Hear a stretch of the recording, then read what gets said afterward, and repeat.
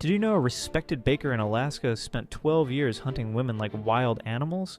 Robert Hansen seemed like the perfect neighbor. He owned a popular bakery in Anchorage where police officers grabbed their morning coffee.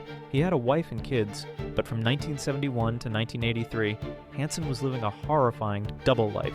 He would pick up dancers and women from the streets, then fly them in his private plane to Alaska's frozen wilderness. Once there, he released them and hunted them with rifles and bow and arrow like they were deer. His deep knowledge of Alaska's vast terrain helped him hide bodies across hundreds of square miles.